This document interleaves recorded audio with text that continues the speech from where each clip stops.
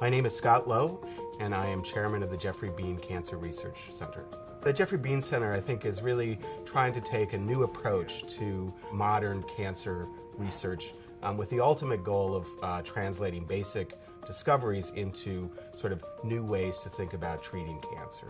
The mission of the center involves a number of sort of interacting components. One involves supporting innovative science, trying to get ideas accomplished as soon as possible. The second involves interaction between different cancer researchers. And finally, it supports infrastructure, trying to get the best equipment in the hands of cancer researchers. My lab benefits tremendously from the Geoffrey Beene Cancer Center, not only because we have been funded by the foundation for now almost 3 years, but also because we take advantage of the many facilities and the fantastic environment that the foundation has contributed to generate here at Sloan-Kettering. The Geoffrey Beene Center has helped us in many different ways to build the lab over the last 8 years since I joined Memorial Sloan-Kettering.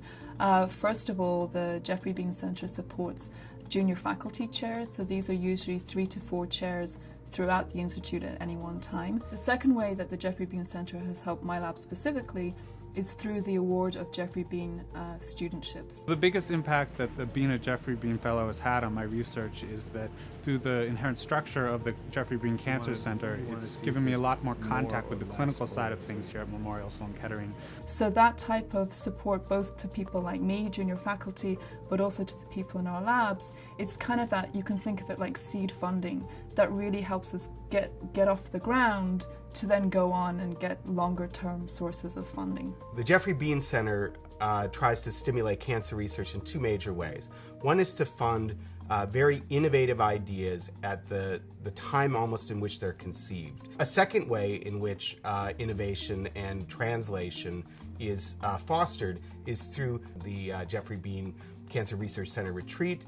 This happens once a year, out usually in Pennsylvania, and brings together the clinicians together with the basic cancer researchers that might not talk every day to sort of think about the real challenges that we face in cancer.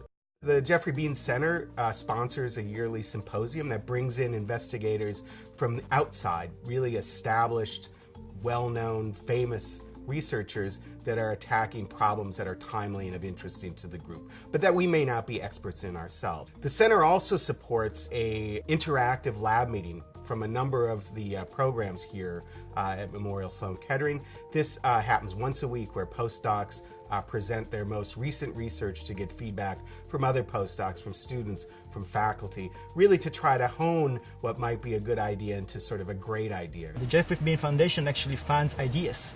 They don't ask for lots of preliminary results, and this allows us to test new ideas and new hypotheses that otherwise would be very difficult for us to probe. Right now, cancer research, the biological aspects of it, is very slow. We're able to sequence a genome now in a day, but we can't do the experiments required to interpret what those genetic changes mean at any pace. The center, through the support of cores, through the support of multidisciplinary teams, allows us to really go after new ideas about what this information might mean very quickly, and have the teams of translational researchers here to capitalize on that result right away. I think it's a great honor to be part of the Geoffrey Beene Cancer Research Center.